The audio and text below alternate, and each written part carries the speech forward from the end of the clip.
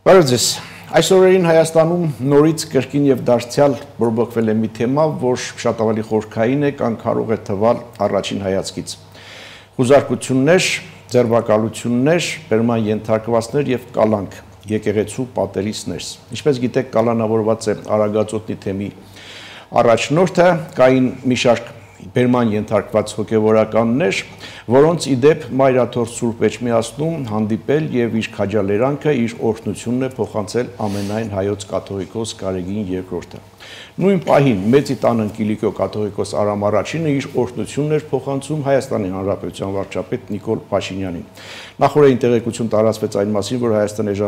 ժամանել եւ կառավարություն է այցելել, որ Նիկոլ Փաշինյանի հետ հանդիպում է ունեցել Շահան arczepiskopos Սարգսյանը եւ փոխանցել է Արամ I կաթողիկոսի օրհնությունը։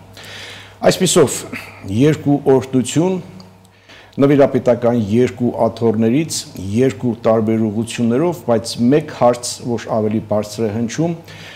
որտեղով է անցնում սահմանը հավատքի եւ իշխանության միջև։ Եկեղեցին դարեր շարունակ համարվել է մեր ինքնության, մեր պետականության խորհրդանիշը, հենասյունը, սակայն վերջին շրջանում կարծես թե հայտնվել է քաղաքական պայքարի եւ դրսի ազդեցությունների խաչմերուկում։ Եվ սա տեղի ունենում այս օրերին, երբ երկիրը կամաց-կամաց մոտենում է 2026 թվականի ընտրություններին, ընտրություններ, որոնք շատ կարևոր են, որոնց արդյունքները կարող են խառնել հաշիվները ոչ միայն երկրի ներսում, այլև ամբողջ տարածաշրջանում։ Ռուսաստանը փորձում է վերականգնել կամ վերագտնել կամ վերագծել, ինչպես կուզեք, իր ազդեցությունը հարավային Կովկասում, Ադրբեջանը կարծես թե տեղափոխվում է ավելի հավասարակշիռ երկխոսության դաշտ։ Այսօր մենք կփորձենք հասկանալ, թե ինչ է կատարվում եկեղեցու շուրջ, ինչ ուղերձներ են հղվում Էջմիածնից եւ Անտիլիասից, արդյոք եկեղեցին վերադառնում է հոգևոր կյանք, թե շարունակում է մնալ քաղաքական գործոն լինելու տրամաբանության մեջ, եւ ընդհանրապես սա մի խոսակցություն է հավատքի, իշխանության եւ ազդեցության մասին։ Սա ազատ զրույց է, ազատ զրույցում, որտեղ համադրվում են փաստերը, կարծիքները եւ կանխատեսումները։ Զրուցակիցս Հայաստանի Գերագույն խորհրդի նախկին պատգամավոր վերլուծաբան Վահրամ Աթանեսյանն է, բարև ձեզ, պարոն Աթանեսյան։ Սկսենք եկեղեցուց, եկեղեցու շուրջ զարգացումներից, ձեր գնահատմամբ ինչ է կատարվում։ Սա իրավական գործընթաց է միայն եւ ընդամենը թե իշխանություն եկեղեցի բախում կամ բախման մի նոր փուլ։ Ես չէի ասի իշխանություն եկեղեցի իշխանության ներկայացուցիչներ եկեղեցու սպասավորներ, բայց երևույթը իմ գնահատմամբ քաղաքական է եւ որքանով ես հասկանում եմ, դա սկսվել է ամենայն հայոց կաթողիկոսի Բելարուսի այցից Մինսկ, ինչ որ մատուրի բացման արարողության ամենայն հայոց կաթողիկոսի ներկայությունը ես կարծում եմ նույնիսկ եկեղեցական արարողակարգի առումով այնքան կարևոր չէր ու ըստ երևույթին դա եղել է քաղաքական ժեստ ամենայն հայոց կաթողիկոսի կողմից նկատի ունենալով, որ մինչ այդ վարչապետ Փաշինյանը հայտարարել էր, որ Հայաստանից որևէ պատվիրակություն, բարձրաստիճան պաշտոնյա կամ անձնավորություն Բելարուս չի մեկնելու, քանի դեռ այնտեղ նախագահում է Ալեքսանդր Լուկաշենկոն։ Ես չգիտեմ, չեմ կարող ասել ամենայն հայոց կաթողիկոսի Մինսկ այցի իրական մոտիվացիան որն է, բայց այս ֆոնին, Հայաստանի վարչապետի հայտարարության ֆոնին, նրա ուղևորությունը Մինսկ անարգանք էր հայոց պետականությանը, Հայաստանի Հանրապետությանը, որովհետև եթե պետության գործադիր իշխանության ղեկավարը հրապարակային խզում է իր քաղաքական շփումները մի երկրի առաջնորդի հետ, հետևաբար Հայաստանյաց հռչակելական Սուրբ եկեղեցու հովվապետը կարող էր հարգել իր պետության փաստացի ղեկավարին, գործադիր իշխանության ղեկավարին եւ ասենք Մինսկում հայկական մատուրի բացման օրհնանքի իրավունքը վերապահեր նոր Նախիջևանի եւ Ռուսաստանի թեմի առաջնորդին ինչը կդիտվեր արդեն որպես բնական երևույթ։ Խորքային առումով դա կաթողիկոսի կողմից քաղաքական ընտրության ցուցադրում էր, ինչը բնականաբար չի կարող իշխանության ուշադրությանը չարժանանալ, ինչու՞ չէ նաև հակազդեցությանը։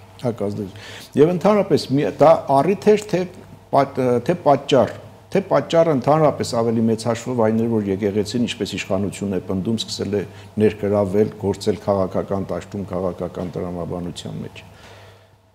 Ու եկեղեցու քաղաքականացումը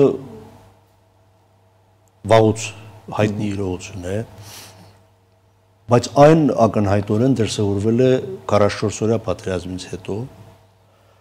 երբ ամենայն հայոց կաթողիկոսը մխիթարանքի ոգեկոչման որևէ ուղերձ չհղեց Հայաստանի եւ Արցախի ժողովրդին ու համայն հայությանը, ընդհակառակը հոգևոր սպասավորների խոսքում, նույնիսկ երբ նրանք եկեղեցում էին եւ հոգևոր ծառայություն էին մատուցում, ակնհայտ հնչում էին ընդդիմադիր նոտաներ, մեղմ ասած, որ գնալով վերաճեց արդեն քաղաքական գործունեության։ Շարժում, սրբազան շարժում, հանրահավաքներ, ցույցեր, որը վարում էր հայ առաքելական եկեղեցու բարձրաստիճան հոգևորական սպասավորը, ինչը անհամատեղելի է երկրի սահմանադրությանը, օրենսդրությանը, օրենքներին եւ ընդհանրապես քաղաքական մշակույթին, որովհետեւ Հայաստանի սահմանադրությամբ եկեղեցին անջատ է պետությունից։ Ոչ թե պետությունն է անջատ եկեղեցուց, ինչպես սովորաբար ներկայացնում, փորձում են ներկայացնել, այլ եկեղեցին է անջատ պետությունից եւ խղճի ազատության եւ կրոնական կազմակերպությունների մասին Հայաստանի Հանրապետության օրենքում, որը ընդունվել է 1991 թվականին եւ առ այսօր մեկ փոփոխության է ենթարկվել, հստակ արձանագրված է, որ Հայաստանի Հանրապետությունը եկեղեցուն չի պատվիրակում պետական որևէ գործառույթ։ Այսինքն ձևակերպումը մեղմ է։ Օրենսդիրը չէր կարող գրել Հայաստանի Հանրապետությունը եկեղեցուն արգելում է զբաղվել քաղաքականությամբ եւ միջամուխ լինել պետական ներքին կամ արտաքին քաղաքականությամբ։ Մեղմ գրել են, որ չի պատվիրակում որևէ լիազորություն, այսինքն կաթողիկոսը, թեմակալ առաջնորդները,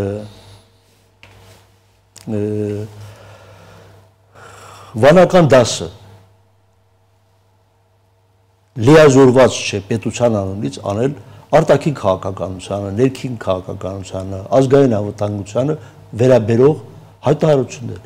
Դա կարող է ընդհանրապես հոգևոր քարոզ կարդալ։ Այդ քարոզը ով ինչպես կընկալի, սա արդեն ընկալողի խնդիրն է եւ քարոզչի խնդիրն է, թե ինչպես է ձևակերպում իր ասելիքը։ Ի վերջո կարելի է ընդդիմադիր քարոզ կարդալ, բայց ըստ Աստվածաշնչի, ըստ չգիտեմ ինչ-որ շարականի, ըստ ինչ-որ աստվածաբանի, այդ թվում նաեւ հայը աստվածաբան, օրինակ ասենք քարոզիչը ներկայացնում է եզդի կողբացու եւ ծաղանդոցը, որտեղ նա քննադատում է զրադաշտական կրոնը, փառաբանում է քրիստոնեությունը եւ այլն։ Այս այդ համատեքստերում ճարտասան, բայց ոչ ուղիղ քաղաքական տեքստ։ Այո, ճարտասան հոգեորականը, կրթված հոգեորականը, որ ասեք եզդի կողբացի գիտի, կարող է եզդի կողբացու եւ ծաղանդոցը այնպես ներկայացնել, ու հավատացյալ հայը հասկանա թե նա ինչ է ուզում ասել, բայց ուղղակի կանգնել եւ ասել դիկոլ դավաճան եկեղեցականը իրավունք չունի օրենքով, իր կոչումով, իր վեղարով, գավազանով, չգիտեմ, խույրով եւ այլն, դա իրավասու չէ նման հայտարարություններ անել, դա անընդունելի է եւ եթե թվում է թե եկեղեցին այդպիսի քարոզությամբ կարող է հավատացյալ հոտ հավաքել, ապա ես կարծում եմ հակառակն է տեղի ունենում։ Հավատացյալներն են հիասթափվում եկեղեցուց, որովհետև ինչ տարբերություն եկեղեցական գործի եւ ընդդիմադիր քաղաքական գործիչ թող Արշակ Սադոյանիների, Արշակ Սադոյանի միջև։ Ոչ մի տարբերություն։ Որևէ մեկը չի ծնրադրում ընդդիմադիր գործի առաջ, նրա աչքը չի համբուրում, նրան չի ընդունում որպես հեղինակություն, իր տանքավոր, չգիտեմ։ Եթե Տավուշի թեմի առաջնորդը խոսում է, օգտագործում է այն խոսույթը, ինչ որ ասենք Գեղամ Մանուկյանը, Հայաստան խմբակցության պատգամավոր։ Ինչ տարբերություն Գեղամ Մանուկյանի եւ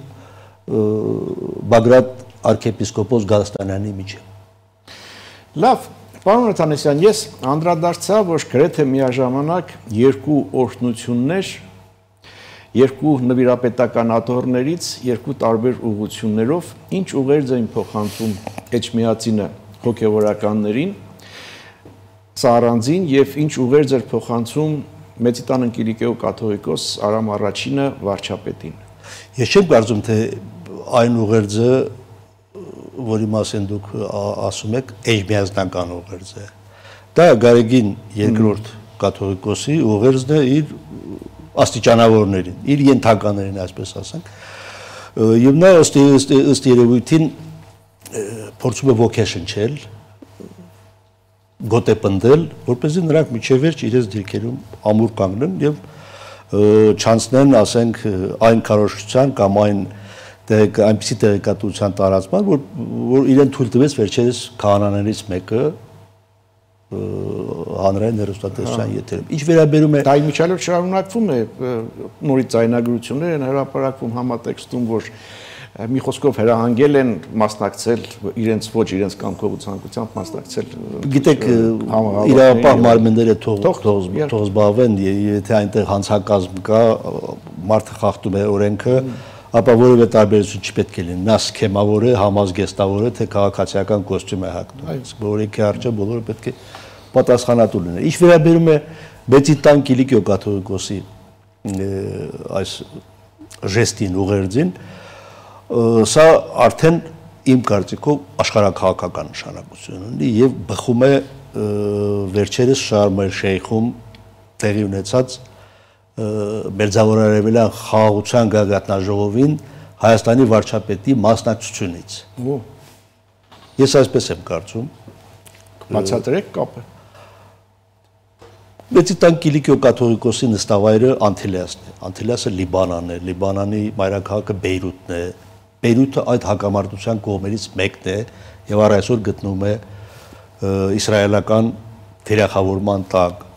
Մերձավոր Արևելքում կան հայկական համայնքներ Լիբանանում, Սիրիայում, Իրաքում, ինչու՞ չէ Իսրայելում նաեւ մենք ունենք հայկական համայնք, որոնք Մեծիտան Կիլիկեո կաթողիկոսության հոգևոր հոտն է կազմում, այսպես ասենք։ Ու բնականաբար Արամ առաջին կաթողիկոսը իսկ թույլ տամ ասել ավելի քաղաքական դեմք է, քան ամենայն հայոց կաթողիկոս Գարեգին երկրորդը, որովհետև պարբերաբար մենք տեղեկատվություն ենք ստանում, որ Մեծիտան Կիլիկեո կաթողիկոսը հանդիպեց Լիբանանի վարչապետին, Լիբանանի նախագահին, Միացյալ Նահանգների նախագահի հետ հեռախոսազրույց ունեցավ։ Հեռախոսազրույց ունեցավ Միացյալ Նահանգների նախագահի հետ։ Համաշխարհային եկեղեցական խորհրդի այո, շփումների մեջ է Լիբանանում հավատարմագրված արևմտյան դեսպանատների հետ բարբերաբար ընդունում է այդ դեսպաններին եւ այս առումով բնականաբար Շարմ el-Շեյխի հետ խաղաղության գագաթնաժողովը չէր կարող նման քաղաքականացված քաղաքական գործընթացների մեջ ներգրավված անձի համար աննկատ անցնել, Հայաստանի վարչապետի ներկայությունը կրկնում եմ, սա թողչափազանցություն չթվա ճակատագրական նշանակության իրադարձություններ։ Ու իհարկե այնտեղ կար նաև Ադրբեջանի նախագահ, բայց Ադրբեջանի նախագահը նախ իսլամադավան երկրի առաջնորդ է, երկրորդ Թուրքիայի նման հովանավոր ունի, երրորդ իսլամական համագործակցության կազմակերպության անդամ երկիր է, չորրորդ մերձավոր հարաբերություններ է հաստատել Էրդողանի միջնորդությամբ Սիրիայի հետ, Սիրիայում արդեն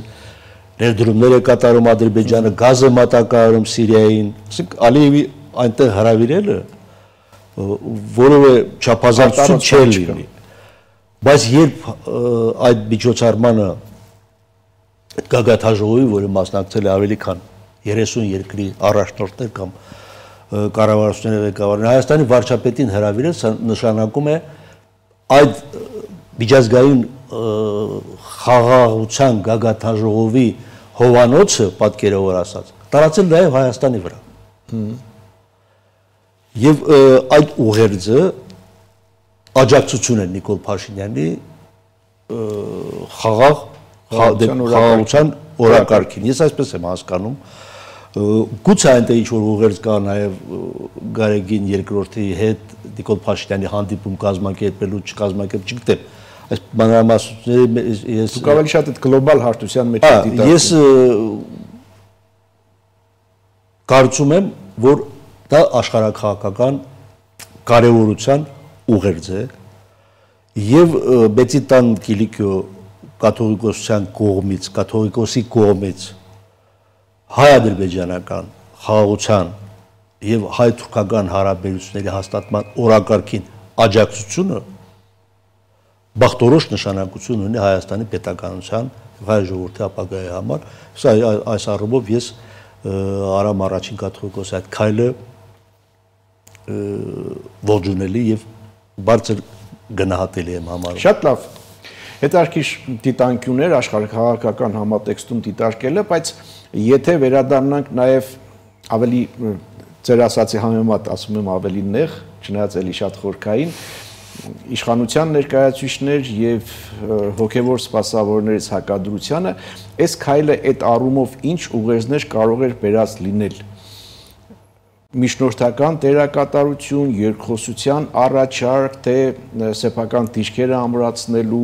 ինչ ուղերձներ իմ ասած համատեքստում։ Փոքր դադարից հետո շարունակենք, կվերադառնանք վայրկյաններ անց։ Հիշեցնեմ, սա ազատ զրույց է Free News-ի եթերում, ես զրուցում եմ Գերագույն խորհրդի նախկին պատգամավոր վերլուծաբան Վահրամ Աթանեսյանի հետ։ Պարոն Աթանեսյան, մենք խոսում էինք Մեծիտան Կիլիկիո կաթողիկոսի ներկայացուցիչի կողմով հղված օրհնությանը Նիկոլ Փաշինյանին, խոսեցինք դրա աշխարհաքաղաքական համատեքստի մասին, հիմա խոսենք նաև իշխանության ներկայացուցիչներ եւ եկեղեցու սպասավորներ այդ հակադրության համատեքստում ինչ ուղերձ կարող է լինել։ Ես չեմ կարծում, թե Մեծիտան Կիլիկիո կաթողիկոսը կփորձի կամ փորձել է մտնել մի գործընթացի մեջ, որը իրեն պատիվ չբերի։ Որտեղ եթե խոսքը վերաբերում է քրեական հանցագործության, այստեղ արդեն ինչ միջնորդություն պետք է լինի, ասեմ։ Չէ, ես նկատում եմ ոչ թե կոնկրետ Արագածոտնի թեմում տեղի ունեցած զարգացումը, այլ ընդհանուր առմամբ այս հակադրությունը իշխանության ներկայացուցիչների եւ եկեղեցու սպասավորների միջև կոնկրետ առաջին դեմքերի մակարդակով ընդհուպ եւ այս իրավիճակին ինչ որ հանգուցան լուծում գտնելու համար միջնորդական առաքելություն։ Ճիշտ ասած, ինձ համար դժվար է պատկերացնել, որ նվիրապետական մեկ աթոռի գահակալը կարող է միջամտել մյուսի ներքին գործերին։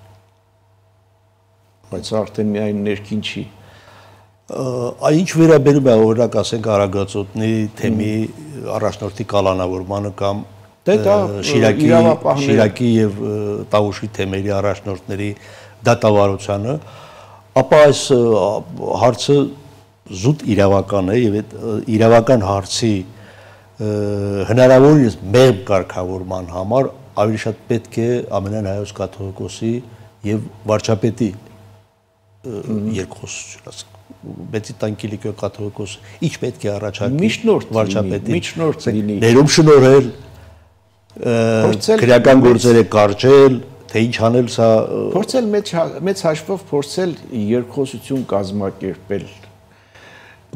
Երկխոսություն ես չեմ բացառում, որ ասենք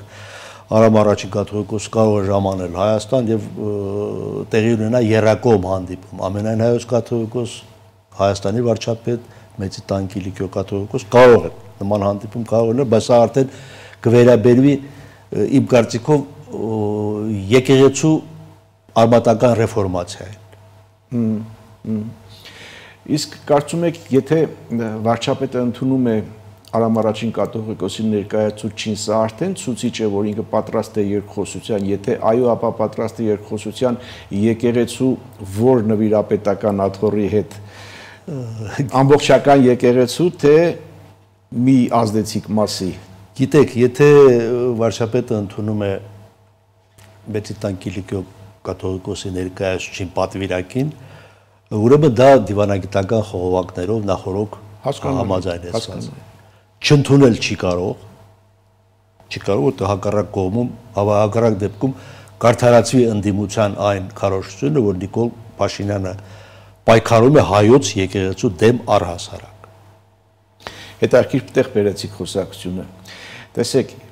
անկախ նրանից, թե ինչ համատեքստ ուներ այս հանդիպումը եւ օրհնության փոխանցումը, անկախ նրանից, թե ինչ արդյունք կունենա եւ ինչ հետագա զարգացումներ կլինեն, միայն հանդիպման փաստը արդյոք չի խոսում, որ սա դրական ազդեցություն է ներգործելու իշխանության համար, դրական արդյունք։ Իհարկե։ Գիտեք ինչ նկատի ունեմ, եթե վարչապետը ընդունում է Մեծիտան Կիլիկիո կաթողիկոսի ներկայացուցչին, սա չի նշանակում, որ ապացուցում է իր ասածը, որ մենք խնդիր չունենք եկեղեցու հետ։ Իհարկե։ Ամբողջական եկեղեցու հետ խնդիր չունենք։ Տեսեք, arczepiskopos-ին ընդունել եմ, օրհնությունը փոխանցել է կաթողիկոսը Արամ առաջին, եւ իմ խնդիրը, ինչպես ես ասում էի, առանձին հոգեվորականների հետ է։ Ակնհայտորեն այս տպավորությունը գերիշխելու է։ Վարչապետը իր հայտարարություններում լովին անկեղծ է, ինքը մնում է հայ եկեղեցու հետևորդ, ընդունում է հայ եկեղեցին որպես ազգային հոգևոր կառույց, բայց դեմ է այն աստիճանահարգությանը կամ այն ստորա վերադասակարգմանը, որ այսօր կա Էրմիածնում։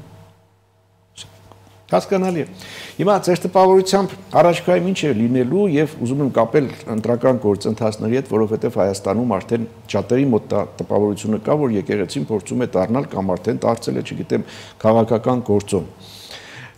Առաջիկայում ինչ սպասել եկեղեցու վերադարձ հոգևոր կյանքին, թե շարունակել գործունեությունը քաղաքական գործոն դառնալու տրամաբանության շրջանակներում։ Եթե մենք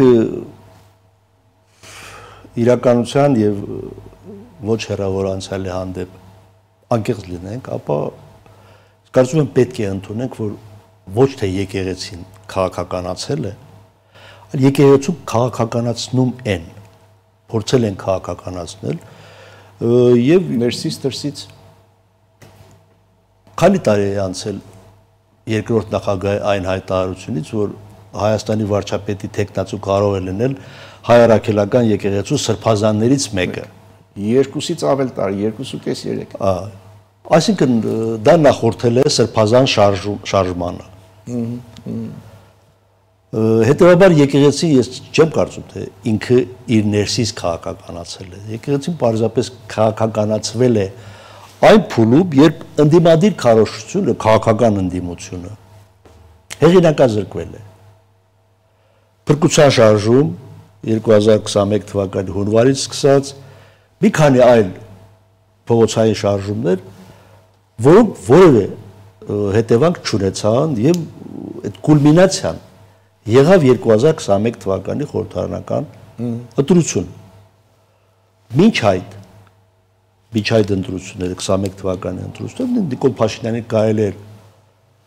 ցանկացած հարցում քննադատել, այսօր էլ կարելի է իհարկե, բայց մերժել Նիկոլ Փաշինյանի որպես պարտված երկրի վարչապետի։ Բայց քաղաքական այն համարձակությունը, վաբանկը, որին նա գնաց 2021 թվականին, հրաժարվելով, հրաժարական տալով վարչապետի պաշտոնից եւ նշանակելով արտահերթ ընտրություններ, սա արդեն պետք է սպառեր այդ բոլոր խոսակցությունները, որոնց հիման վրա փորձ է արվում իրականացնել իշխանափոխություն։ Եվ 21 թվականի ընտրությունից հետո Նիկոլ Փաշինյանին չհարգել, նշանակում է չհարգել 680,000-700,000 Հայաստանի քաղաքացու, որ իր քվեն տվել է Նիկոլ Փաշինյանին։ Նիկոլ Փաշինյանը այսօր 700,000 մարդու կողմից ընտրված վարչապետ է։ Հա, բայց ասում եք դրանից հետո պետք է հրաժարվել այդ հեռացնելու գաղափարից, բայց այդ հրաժարվողները այնքան էլ այնպես չէ, որ սեփական որոշում, այսինքն քաղաքական դիսկուրսը երբ սպառվել է,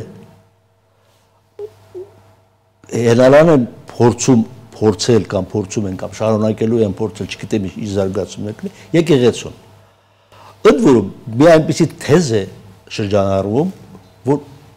եկեղեցին եւ հայոց պետականությունը նույնական են։ Դարերով եկեղեցին փոխարինել է, դարերով եկեղեցին կազմակերպել է, դարերով եկեղեցին այսպես է եղել, այնպես է եղել, բայց հիմա Հայաստանի միջին վիճակագրական մարդու համար ուղղակի անընկալելի, անընդունելի կլինի փաստը, որ Բագրատունյաց թագավորության կործանումից հետո հայ առաքելական եկեղեցին Էջմիածնից տեղափոխվել է Կիլիկիա։ Եվ ավելի քան մոտ 400 տարի հայոց կաթողիկանիստը եղել է Սիսը, Կիլիկիա։ Եվ միայն Կիլիկյան թագավորության անկումից հետո է, որ լուսավորչի գահը վերստին հաստատվել է Էջմիածնում։ Սա ինչ է նշանակում։ Պետությունը եւ եկեղեցին երբեք նույնական չեն եղել եւ չեն կարող լինել եւ աշխարհի ոչ մի երկրում պետությունը եւ եկեղեցին, կրոնը եւ եկեղեցին նույնական չեն։ Կրոնը միշտ էլ եղել է պետության կցորդ, պետության սպասարկու, կոպիտ ասած։ Մեզ մոտ հարց է թե որ պետության։ Պետությունը Հայաստանի Հանրապետությունն է, պետությունը Հայաստանի Հանրապետությունն է, անկախ նրանից Հայաստանի Հանրապետության վարչապետը Նիկոլ Փաշինյանն է, թե վաղը ով է լինելու, ես չգիտեմ։ Գուցե 7-8 ամիս հետո Հայաստան ունենալու է նոր վարչապետ, ես չգիտեմ, բայց եկեղեցին որպես ազգային համահավաք ինստիտուտ փորձել դարձնել քաղաքական իշխանության գալու գործիք, սա չգիտեմ, վիրավորական պետք է լինի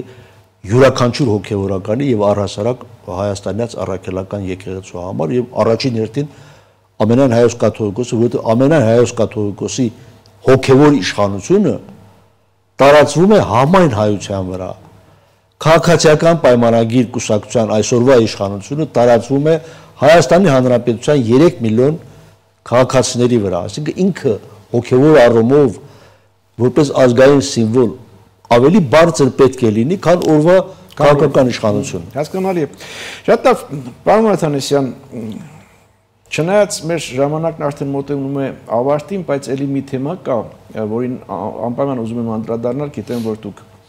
հոդվածի ֆորմատով անդրադարձել եք եւ չափազանց հետաքրքիր Հայաստանից տեղափոխվենք հարևան պետություն, հա, Ադրբեջան, այստեղ ինչ է կատարվում։ Ներքին զարգացումները նկատի ունեմ, հոդվածներ, տեղեկություններ շրջանառվող, որ ինչ-որ տավադրություն, իշխանություն ուժով վերցնելու ինչ-որ ծրագրեր, որ բացահայտվել է, մի մասն ասում է, որ Ռուսաստանն է բացահայտել, ասել է Ալիևին եւ այլն։ Դուք գիտեմ, որ հետեւել եք այդ թեմային, ինչ կասեք այդ առումով։ Ես նախապես տպավորություն ունեի, որ դա Ալիևի հերթական անձնական վրեժխնդրությունն է, ինչ որ ծերունական տարիքի 87-ամյա մի մարդուց, որը կյանքի 50 եւ ավելի տարիները ծառայել է Ալիևների ընտանիքին, դերևս Հեյդար Ալիևի կոմունիստական իշխանության դարաշրջանից։ Բայց այս տերևույթի խնդիրը իրոք խորքային է եւ ես առաջիներից մեկն եմ ենթադրել, որ Ռամիզ Մեհդիևին Վլադիմիր Պուտինն է մատնել Իլհամ Ալիևին։ Ըստ երևույթին խորքային ինչ-որ բանի դիմաց կազմակերպչական գործընթացներ եղել է, որովհետև ադրբեջանական մամուլը այսօր շրջանառում է այնպիսի անուններ, որոնք կարող են ազդեցություն ունենալ Ադրբեջանում։ Ինչպես օրինակ ասենք ներքին գործերի նախկին նախարար անվտանգության խորհրդի ներկայիս քարտուղար Ռամիլ Ուսուբով։ Մոտ 30 տարի Ուսուբովը եղել է ներքին գործերի նախարար եւ այսօր ոստիկանությունում ու չգիտեմ ներքին զորքերում կարող ունենալ համախոհներ։ Զինված ուժերի գլխավոր շտաբի նախկին պետ Նաջմեդդին Սադիղով, գեներալ գնդապետ մոտ 28 տարի եղել է զինված ուժերի գլխավոր շտաբի պետը։ Բնականաբար կարող է ազդեցություն ունենալ։ Նախկին գլխավոր դատախազ Գարալով, Միլի Մեջլիսի նախկին խոսնակ Օկտայ Ասադով։ Բոլորը նույն գծի մեջ են եղել։ Ադրբեջանական մամուլը այսպես է ներկայացնում եւ նույնիսկ հրապարակումներ կան, որ Մեհդիևը իշխանական խմբակցության ներսում Միլի մեջլիսում ինքը ազնական խմբակցություն ունի, մոտավորապես 20-30 պատգամավորից բաղկացած։ Եվ ես չէի հավատա, օրինակ ասենք, այդ տեղեկատվությանը, եթե այսօր սոցիալական ցանցերում չտարածվեր Ադրբեջանի Միլի մեջլիսի պատգամավոր Օրուջևի, ներողությունը Իլհամ Ալիևին առայն, որ ինքը ժամանակին Ռամիզ Մեհդիևին հայր է անվանել։ Բառացիորեն գրում է, դուք եք բոլոր ադրբեջանցիները հայրը, մեծարգո պարոն նախագահ։ Միլի մեջլիսի գործող պատգամավորը, եթե նման ռուսերեն ասած չելոբիտիա է անում Ալիևին, նշանակում է այն խոսակցությունները, որ իշխող կուսակցության ներսում Մեհդիևը ունեցել է իր պատգամավոր կամ ունի իր պատգամավորական խումբը, խմբակցությունը, արժանահավատեն։ Այս առումով լուրջ է, իրավիճակը լուրջ է, հիմա ես կարճ ասեմ, զարգացումները ինչ որ տեղի ունենում Ադրբեջանում, ես կարող եմ դիտարկել մի տեսանկյունից։ Ալիևը ճանապարհ է հարթում Հայաստանի հետ խաղաղության պայմանագիրը ստորագրելու, թե արհեստական խոչընդոտներ է ստեղծում, որպեսզի պատճառաբանի, որ հա ներքին իրավիճակը այսպես անկայուն է, այս պահին չեմ կարող եւ այլն։ Ես հակված եմ առաջի տարբերակին, որ ճանապարհի հարթում ստորագրելու։ Որ ճանապարհի հարթում խաղաղության պայմանագիր ստորագրելու համար, որովհետեւ Մեհդիևը եւ նրա բոլոր այդ կրեատուրաները ներկայացվում են որպես Մոսկվայի դրածո։ Իսկ հայ-ադրբեջանական խաղաղության պայմանագրի շուտապույտ ստորագրմանը կամ ժամկետային ստորագրմանը Ռուսաստանը դեմ է։ 2 օր առաջ Ռուսաստանի փոխարտգործնախարար Գալուզինը դարձյալ ասաց, որ մենք առաջարկում ենք ուժի մեջ։ Վտանգավորը դա չէ, վտանգավորը նա որ ասում է դեռևս չլուծված տարաձայնությունները հաղթահարելու համար Մոսկվան հարթակ է տվել։ Ինչ չլուծված տարաձայնությունների մասին է խոսքը, եթե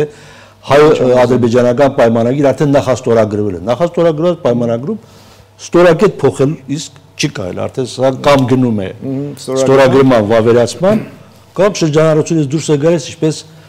ժամանակին դժբախտաբար շրջանառությունից դուրս եկան հետ կանչվեցին հայ-թուրքական Սուրիական արձանագրությունները։ Ահա այս կտրվածքում Ադրբեջանի վերջին մի քանի օրվա իրադարձությունները հետաքրքիր են, ու ես անձնական տպավորությունն եմ կրկնեմ, որ Ալիևը